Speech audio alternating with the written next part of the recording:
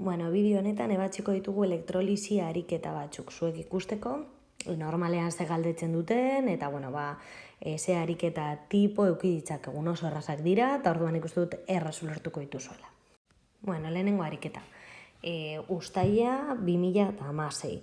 Urre 3 kloruro 0,1 molar disoluzio bateko 1 litro elektrolizatu da. Orduan, badakigu elektrolisi ariketa bat dela, eta marrasten badugu upel elektrolitikoa, gure disoluzioa badakigu dela urre 3 kloruroa. Beraz, hori, bi elektrodoak haien artean konektatuta pila baten bidez. Gogoratu pilarena, luzea, parte luzeena da elektrodo positiboa, eta parte laburrena beti elektrodo negatiboa. Badaukagu irudia eginda.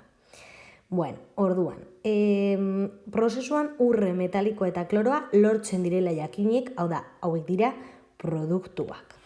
Beraz, hemendik disoluzioa urre 3 positibo bada eta kloro negatibo ioiak baldin bauzkagu, hauek dira gure ioiak, badakigu ioi hauei gertatuko zaiena izango dela urre 3 positibo bihurtuko dela urre metaliko eta kloro negatiboari edo kloruro ioiari gertatuko zaiona kloro bihurtuko dela. Beraz, ja horrekin erreakzioak idatzi ditzakegu.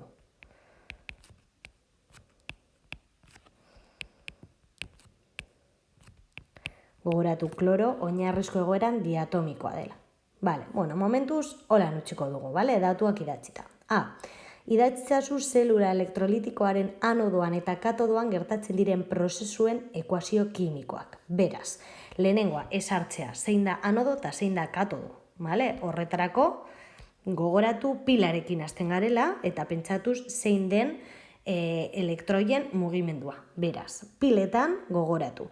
Elektroiak beti mugitzen dira anodotik katodora. Hau da, elektrodo negatibotik positibora. Beraz, elektrodo negatibotik irteten dira elektroiak eta positibotik sartzen dira. Hori pilaren eraginez gertatzen da. Beraz, gure zelda elektrolitikoaren elektrodo honek hartuko ditu elektroiak eta beraz geratuko da negatibo, eta beste elektrodo honetatik askatuko dira elektroiak eta beraz geratuko da positibo. Orduan, askatzen badira elektroiak hori da oksidazioa. Hartzen badira elektroiak hori da erredukzioa. Beraz, hemen gertatuko da erredukzioa, hartzen direlako elektroiak, eta hemen gertatuko da oksidazioa. Askatzen direlako elektroiak. Orduan, erredukzioa baldin bada, hau izan behar da katodoa. Eta oksidazioa bada, hau izan behar da anodoa. Eta ze ioi joango dira anodorantz? Anodoa negatiboa denez, anodoa positiboa denez, joango dira bertara ioi negatiboak. Katodorantz, zeintzu joango dira? Katodoa elektrodo negatiboa denez, joango dira bertara ioi positiboak. Orduan, urreari segertatuko zaio edo urre 3 positiboari segertatuko zaio, norantz doaz? Katodorantz, orduan, erredukzioa. Baukagu katodoan gertatuko den erreakzioa. Hau da, erredukzioa eta gertatzen da, katodoan. Urrengoa, kloroa, gauza bera. Kloruro ioiak norantzoaz? Anodorantz, gertatuko zaio orduan, oksidazioa. Lehenengoa doitzea, bakizue, eta gero oksidazioa elektroiak galtzea. Badaukagu A eginda. Idatzi itzazu zelula elektrolitikoaren anodoan eta katodoan gertatzen diren prozesuaren ekuazio kimikoa. Orduan, badaukagu erredukzioa eta oksidazioa. erredukzioa beti gertatzen da katodoan, oksidazioa beti anodoan. Hori gogoratu, beti izango da horrela. Logika, marrazkiarekin ondo ikusten da, bale? Eta pizkat azaldu zuen hitzekin. Bale. B. Ze karga elektriko beharko da disoluzioan dagoen urre guztia lortzeko. Bale. Kasu honetan. Zer galdetzen dute? Bueno, urre hiru positibo katioi hori guztiz, hau da, sartu dugun kantitate osoa urre metaliko bihurtzeko, zenbat karga behar dugun. Vale? Karga, gogoratzen dizuet, karga dela Q eta kulonbetan neurtzen dela. Vale? Bueno, pues hasten gara, zenbat urre hiru kloruro daukagu. Hau da, gure hasiera da, hau, ezta? Uretan sartzen dugunez, gatza disolbatzen da eta ioietan banatzen da. Doitzen dugu, vale? Eta guri interesatzen zaigu zenbat urre daukagun. Esaten duelako disoluzioan urre guztia lortzeko. Hau da, urre hiru positibo guztia urre metaliko bilakatzeko. Orduan, lehenengo, ze kalkulatu dezakegu? Bueno, badaukagu hemen, urre kloruro 0,1 molar daukagula eta disoluzioa litro batekoa dela. Beraz, hortik atera dezakegu mol urre trikloruro, ezta? Vale, orduan, hori nola? Bueno, badakigu molaritate dela molak zati volumen.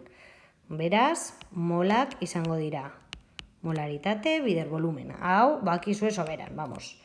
0,1 bider bat, pues molak 0,1 mol urre trikloruro. Eta orain, guk nahi dugu urre trikloruro molak? Ez, nahi dugu urre hiru positibo molak. Zergatik gure reakzioan parte hartzen duena delako urre hiru positibo. Vale? Urre guztia lortu nahi badugu, urre hori lortzen da urre hiru positibotik. Vale? Orduan, kasu honetan, badaukagu estekiometria, beti bezala.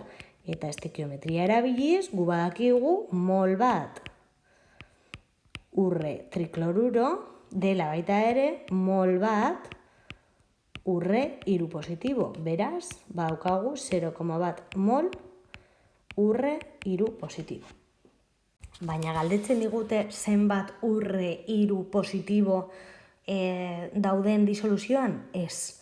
Urre guztia lortzeko ze karga elektriko. Beraz, lehenengo jakin behar dugu urre guztia zenbat den. Orduan, kasu honetan, berriro estekiometria orain, zer reakzioarekin honekin.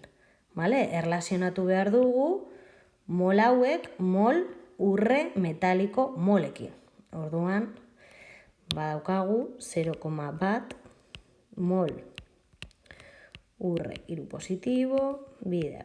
Mol bat daukagunean, badakigu dela, sortzen dela baita ere, mol bat urre metaliko. Vale? Eta honekin kalkulatuko genuke mol urre metaliko. Orduan, zenbat urre metaliko da guztia? Hau da, guzti hori urre guztia lortzeko. Zenbat da guzti hori? 0,1 mol urre. Vale? Hori lortzeko ze karga elektriko behar dugun. Kasu honetan, zer egin behar dugu? Guk karga kalkulatzeko zer daukagu? Faraday konstantea. Eta Faraday konstanteak zezaten du mol bat elektroi transferitzen direnean, bai? 86.500 kulom karga sortzen dela. Vale? Beti karga erlazionatuko dugu mol elektroirekin. Beraz, hartuko dugu berriro interesatzen zaigun erreakzio hau, vale?